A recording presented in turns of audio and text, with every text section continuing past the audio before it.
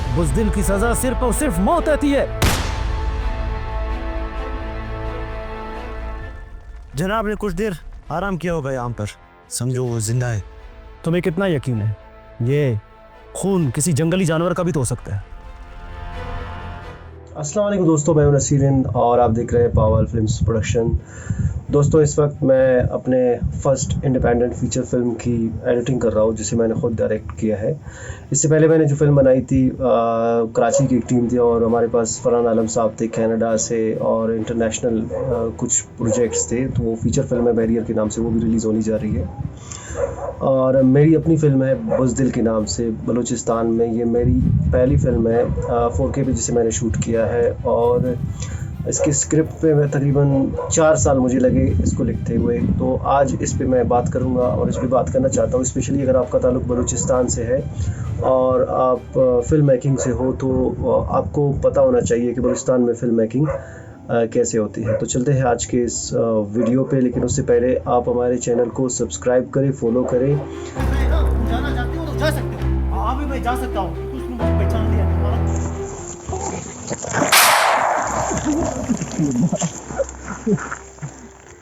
मत रिकॉर्ड तुम मत अरे उसको मत तो दोस्तों, आज के इस वीडियो में मैं अपने बुज़दिल फिल्म के इस जर्नी के बारे में आप लोगों से बात करना चाहता हूँ। बुज़दिल मेरे लिए एक ड्रीम प्रोजेक्ट था। लास्ट टाइम जब मैं जामी बॉस जो हमारे कोयटा आए थे, मैं उसका स्टूडेंट हूँ आज़ाद फिल्म में। वो एज ए डायरेक्टर काम करते हैं, पाकिस्तानी फिल्म मेकर हैं जिन्होंने मोर फिल्म बनाई थी। तो वो लास्ट टाइम जब 10 साल बाद वो कोयटा वापस आ रहे थे 2015-14 में, उन्होंने मैं पढ़ाया था फिल्म मेकिंग आपने करनी है और फिल्म मेकिंग क्या होती है, किस तरह से उसकी बेसिक फंडामेंटल्स थे जिन पे हमने काम किया और सीखा समझा इन चीज़ों को। तो 10 साल गुजर चुके थे इस बीच। जामी बॉस वापस वो वर्कशॉप देने आए थे कोयटा। उन्होंने कहा था हम ज़ियारत जाएंगे और स्टोरी टेलिंग पे कोई सेशन वगैरह होगी। 6 दिन का वो कोई कोर्स था। तो पहले दिन उन्होंने मुझसे पूछा कि 10 साल गुजर गए, मैं भी बैठा हुआ था, हमारे साथ दूसरे लड़के भी बैठे हुए थे।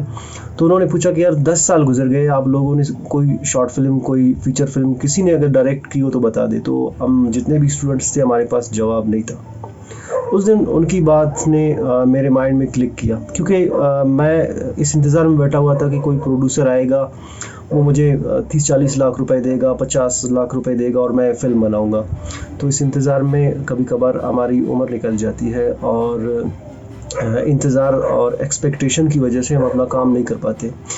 तब उसी दिन मैंने फ़ैसला किया कि मैं अपनी फ़िल्म शुरू करूँगा। स्क्रिप्ट में मैं ऑलरेडी काम कर रहा था, मुझे 2019 में मैंने स्क्रिप्ट शुरू किया था। तो वो स्क्रिप्ट के 3-4 ड्राफ्ट्स मैंने लिखे थे, बार बार मैं लिख रहा था, क्योंकि जब आप ज़्यादा लिखते हैं फिर वो चीज़ भी रह जाती है ना। तो उस दिन मैंने फ़ैसला किया कि बॉस इज़ राइट, कि यार हमें कुछ करना चाहिए। अगर एक डॉक्टर है, डॉक्टर के पास अगर वो ऑपरेशन करेगा तब वो डॉक्टर कहलाएगा ना। कोई इंजीनियर है, वो बिल्डिंग बनाएगा तो इंजीनियर कहलाएगा। तो मैं एक फिल्म मेकर हूँ, तो मुझे तो इस पे ज़्यादा फोकस रहना चाहिए कि मुझे फ़िल्में बनानी है, चाहे जैसे भी हो, हालात जैसे भी हो, मेरे पास पैसे हो ना हो, मुझे फ़िल्म बनानी है। तो सबसे पहले मरहला हमारे पास ये था कि मैंने वो स्क्रिप्ट कंप्लीट की, उसका फाइनल ड्राफ्ट मैंने लॉक कर दिया कि अब इसमें मज़ीद मैंने कुछ लिखना नहीं है, इसमें मज़ीद कुछ ऐड नहीं करना है। स्क्रिप्ट मैंने फ़ाइनल की। स्क्रिप्ट के बाद मैंने कास्टिंग शुरू की, ऑनलाइन कास्टिंग। मुझे जो लीड कैरेक्टर था जिस लड़के का, मैंने मुख्तलिफ लोगों को ऑडिशन के लिए बुलाया। इवन मेरे ससुर, उन्होंने भी जो है ना कोशिश की, लेकिन रिजेक्टेड। बहुत से लोगों को मैंने रिजेक्ट किया, बहुत से लोगों को कास्टिंग पे मैंने खुद 4 महीने अपने स्टाइल पे काम किया, बालों पे, दाढ़ी पे। मेरी हालत ऐसी थी कि मैं 30 से 45 साल के एज का लगने लगा उस कैरेक्टर के लिए मुझे, क्योंकि उसको उसी तरह से ट्रीट करना था, उसी तरह से बनाना था, ताकि क्योंकि आप जब गेटअप में रहते हो तो वो फील भी उसके साथ आ जाती है। तो मेरी पहली फ़िल्म थी। कास्टिंग मैंने सोशल मीडिया के ज़रिए की, और बजट का सबसे बड़ा इशू होता था मेरे पास, बजट का। मैं हफ्ता इतवार ही शूट करता था, क्योंकि पूरा डेली मेरे पास बजट नहीं होता था। तो इस हफ्ता इतवार में मैं काम करता था फ्रीलांसिंग में, मुख्तलिफ NGOs के साथ डॉक्यूमेंट्रीज़ या कमर्शियल सोशल मीडिया एड्स के ज़रिए से, मतलब जो हमारी अर्निंग होती थी, जो हमारी कंपनी है छोटी सी, या एनिमेशन इंडस्ट्री पे हम काम करते हैं, कार्टून्स वगैरह पे।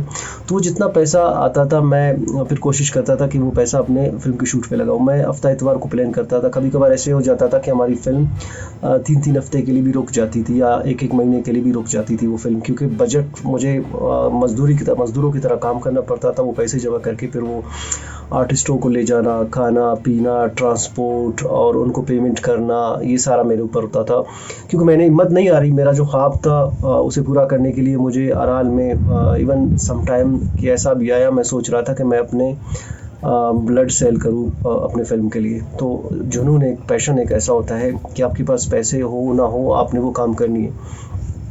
खैर, मैंने वो फिल्म प्रोड्यूस तो कर ली, डायरेक्ट भी कर ली एज अ राइटर उसके साथ। वो मैं तो वैसे ही लिख रहा था। इस बीच मुझे ये फिल्म 2024 में शुरू हुई थी जून में, और जून 2025 में ये फिल्म मुकम्मल हुई।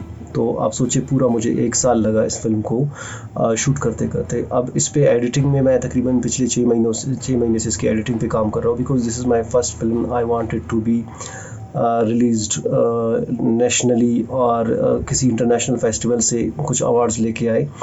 तो कहने का मकसद ये है कि अगर हम किसी चीज़ को करने के लिए टाल ले तो वो मुमकिन है, नामुमकिन नहीं। तो ये मेरी पूरी फिल्म थी और पहली फिल्म थी। मैं कोशिश कर रहा हूँ मुझे इसके लिए डिस्ट्रीब्यूटर मिल जाए या कोई एग्जीबिटर मिल जाए, फिल्म फेस्टिवल्स मिल जाए। अदरवाइज़ मैं पब्लिक प्रीमियर्स इसके शुरू करूँगा इस फिल्म के। तो मेरी पहली फिल्म है और मेरा टारगेट है आगे भी 10-15 फिल्में तो बनानी है मुझे बलूचिस्तान में रहकर। और बलूचिस्तान में ये है कि बलूचिस्तान में मार्केट नहीं है, लेकिन बलूचिस्तान में आप अच्छे खासे फिल्में बना सकते हो, क्योंकि स्टोरीज़ बहुत ज़्यादा है यहाँ पर, लोकेशन बहुत प्यारे यहाँ पर, और एवरीवेयर मतलब आप जहाँ भी कैमरा घुमाओगे वो बहुत सिनेमैटिक होता है। बहुत सिनेमैटिक एरियाज़ है हमारे बलूचिस्तान में। अब जहाँ भी ड्रोन उड़ाओ या वैसे सिंपल कैमरा आप इस्तेमाल करो, आपको सिनेमैटिक फ्रेम्स ही मिलेंगे, क्योंकि डेप्थ बहुत ज़्यादा है बलूचिस्तान में पहाड़ों की वजह से और इसके मौसम की वजह से। जो कलर टेम्परेचर्स है वो भी आपको अच्छे खासे मिलेंगे। तो फिल्म फिर दूसरी बात होती है कि फ़िल्म को जब आपने फिल्म कंप्लीट करने के बाद उसका एक प्रोसेस होता है पोस्ट प्रोडक्शन का, जिसे हम एडिटिंग कहते हैं। एडिटिंग में मैं ख़ुद कर रहा हूँ एडिटिंग, इसकी पूरी एडिटिंग मैंने की है।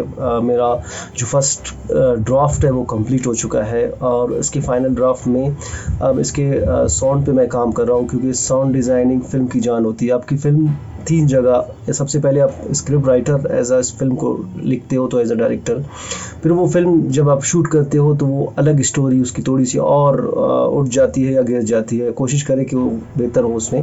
फिर जब आपकी फ़िल्म एडिटिंग टाइमलाइन पे आती है तो वो थोड़ा सा और इनहेंस हो जाता है। आपकी स्क्रिप्ट में आपने जो लिखा था वो उससे भी थोड़ा सा चेंज हो जाता है। फिल्म का हमेशा ये उसूल होता है 3 स्टेजेस पे, और वैसे तो 4 स्टेजेस होते हैं। जो फर्स्ट स्टेज होता है जिसे डेवलपमेंट कहते हैं स्क्रिप्ट वगैरह का, तो इन 4 डेवलपमेंट स्टेजेस के बाद फाइनल जो हमारी होती है वो 5.1 ऑडियो, जिसे सराउंड ऑडियो कहते हैं, उसे समझना, उसे सीखना मुझे टाइम लगा उसे सीखने के लिए, समझने के लिए, लेकिन अल्हम्दुलिल्लाह वो मैंने करके दिखा दिया उसके साथ। तो फिल्म 5.1 ऑडियो पे है और इसकी फाइनल शूट पे फाइनल 2 सीन रहते हैं, एक सरदार का, अमीर का, और एक जो शुरू में एक ओपनिंग सीन है वो फाइनल करके इंशाल्लाह अगस्त या इससे पहले या इसके बाद मैं फिल्म के बाकी सीन्स शूट करूं और अपनी फ़िल्म आप सबके सामने पेश करूं। और मुझे उम्मीद है कि बलूचिस्तान में फ़िल्म की साइड हमारी गवर्नमेंट, कल्चर और इन्वेस्टर्स भी आए और फिल्मों पे इन्वेस्ट करें और फिल्मों को फ़रोग़ दें, हम अपनी कहानियाँ लोगों को बता सकें इसके ज़रिए। शुक्रिया।